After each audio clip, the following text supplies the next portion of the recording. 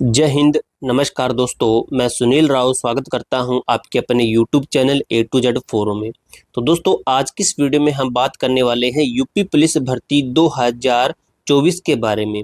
Total इसकी पोस्टें आपकी 60,244 इसके रिगार्डिंग। तो भाई एग्जाम हो चुके आपके खत्म। एग्जाम खत्म होने के बाद में हमेशा बच्चों का ये डाउट रहता है कि अब हमारा जो कट ऑफ का स्कोर है ये कितना होना चाहिए कि हमारा फिजिकल के अंदर नाम आ जाए, हमारा फाइनल सिलेक्शन के अंदर हो जाए। तो भाई आपको इस वीडियो के अंदर मैं अब तक की सभी शिफ्टों के एनालिसिस के आधार पर, सभी शिफ्टों के एनालिसिस प्लस में बच्चों के रिव्यू के आधार पर मैं आपको कट ऑफ बताने वाला हूं। दोस्तों एकदम आपको ये नहीं है कि मैं हाई कट ऑफ बता दूंगा, नॉर्मल आपको कट ऑफ बताने वाला हूं, लो कट ऑफ है। क्योंकि एग्जाम आपका इस बार इजी नहीं है, एग्जाम का हम कह सकते हैं कि मॉडरेट टू हार्ड है, मॉडरेट लेवल के लगभग आपका करीब है। तो एग्जाम का लेवल के ऊपर देखा जाता है कि कट ऑफ क्या रहेगी। काफी जो यूट्यूबर है ना पिछली भर्ती से रिलेट करके बताते हैं, तो भाई पिछली भर्तियों से कभी रिलेट मत किया करो। इसके पीछे का कारण है क्योंकि एग्जाम के लेवल के अंदर बदलाव होना। अब जो बच्चे कहते हैं कि री एग्जाम हुआ था, तो री एग्जाम से दोस्तों कहीं ना कहीं ये देखा गया कि थोड़ा लेवल आना अप हुआ है, तो एग्जाम थोड़ा आपका इस बार हार्ड था। अब तक की सभी शिफ्टें हैं, इसका एनालिसिस किया भी आपको मैंने वीडियो में पहले ही क्लियर किया है। बात करेंगे दोस्तों सबसे इजी शिफ्ट और हार्ड शिफ्ट। तो दोस्तों आपको बता दूं, जो रैंक मित्रा ना, रैंक मित्रा अभी आपका 1 से 2 घंटे में बाद में आपका डाटा जारी कर देगा कि सबसे ज्यादा हार्ड शिफ्ट कौन सी है, सबसे इजी शिफ्ट कौन सी है और किस शिफ्ट की कितनी नॉर्मलाइजेशन है। तो ये दोस्तों जैसे डाटा आएगा तो मैं आपको एक वीडियो के माध्यम से प्रॉपर अच्छे तरीके से एनालिसिस करके, जो रैंक मित्रा का डाटा होगा ना उसको आपके साथ एनालिसिस करके आपको क्लियर समझा दूंगा कि कितना आपका कट ऑफ रैंक मित्रा के अनुसार जा सकता है। फिलहाल दोस्तों हम बात करते हैं कि इतने नंबर के ऊपर आपका फिजिकल पॉसिबल है। अब दोस्तों आप ये समझो, जैसे इस बार अटेंडेंस प्रतिशत का देखा जाता है कि अटेंडेंस प्रतिशत, अटेंडेंस परसेंटेज में देखा जाता है कि अटेंडेंस परसेंटेज कितनी है इस बार। तो दोस्तों लगभग देखा गया कि पिछली बार से तो इस बार अटेंडेंस प्रतिशत कम है।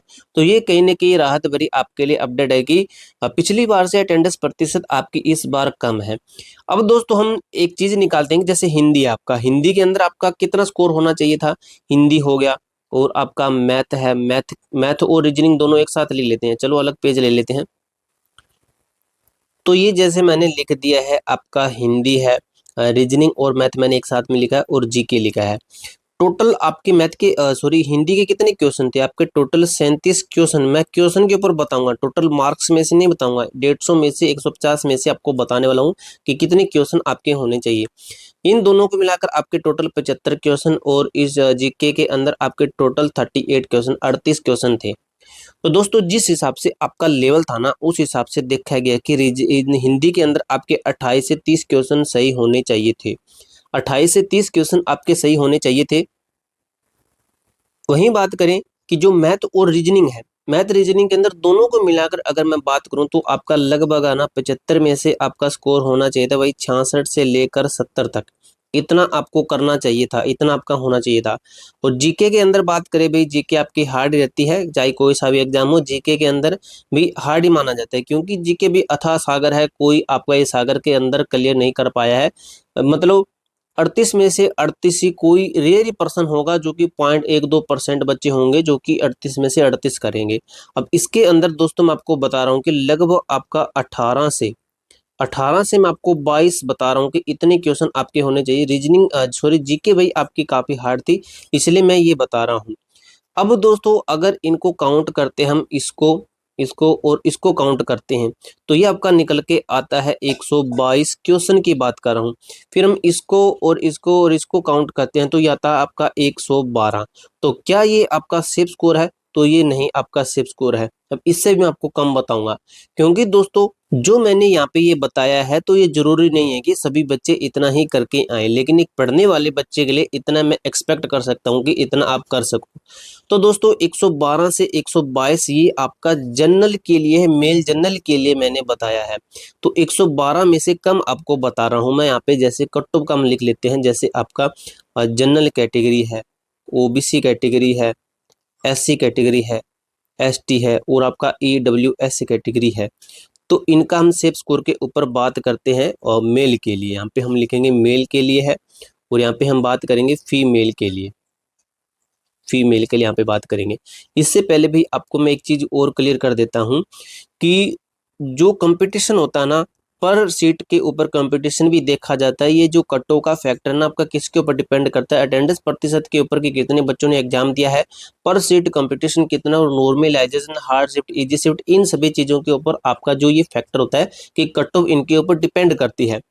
अब 2019 के अंदर आपके ना फॉर्म कितने भरे गए थे, आपको मैं वैसे बोल के बता दूं, 19,38,000 प्लस आपके फॉर्म भरे गए थे 2019 के अंदर। और पोस्टें कितनी थी आपकी, 4956 के लगभग आपकी पोस्टें थी, इतना था लगभग, मैंने देखा था भाई, आप बता देना अगर गलत हो तो। और पर सीट कंपटीशन कितना निकला आपका, 39 एक सीट के ऊपर 39 बच्चे थे।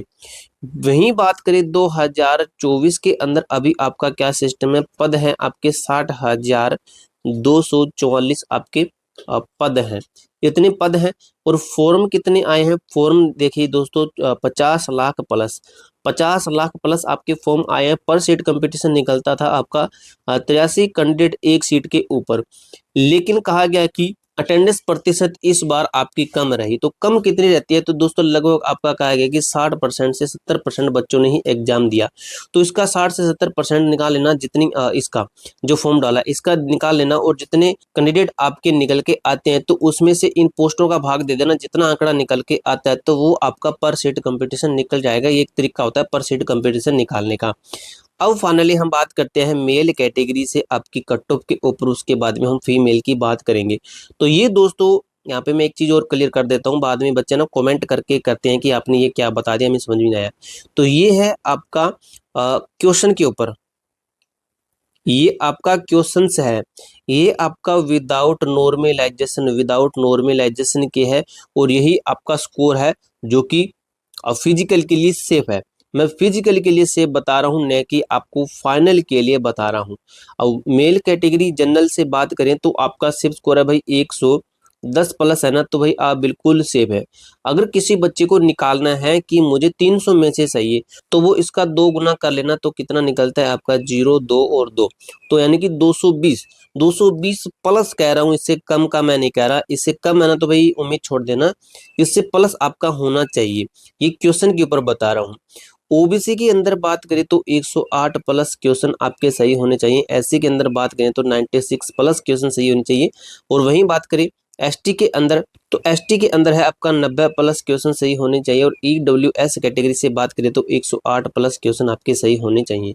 वहीं बात करें दोस्तों फीमेल कैटेगरी से, तो फीमेल जनरल कैटेगरी से कोई है तो इनका होना चाहिए 100 प्लस तक। अगर फीमेल को चाहिए कि मुझे तो 300 में से चाहिए, तो इसका गुना 2 का लेना आ जाएगा आपका 200, तो यानी कि 200 आपका सेफ स्कोर रहने वाला है। और बात करें ओबीसी फीमेल से तो 98 प्लस बिल्कुल सेफ है। एससी फीमेल से बात करें तो 85 प्लस बिल्कुल सेफ है। एसटी फीमेल से बात करें तो 82 बिल्कुल सेफ है। ईडब्ल्यूएस फीमेल से बात करें तो 96 प्लस बिल्कुल सेफ है। ये आपका सेफ स्कोर निकल चुका। अब दोस्तों आपको ये डाटा कैसा लगा कमेंट बॉक्स में जरूर बताइएगा। आपका कोई भी डाउट, कोई भी क्वेरी है ना, तो कमेंट बॉक्स में पूछ सकते हो। तब तक के लिए जय हिंद, जय भारत।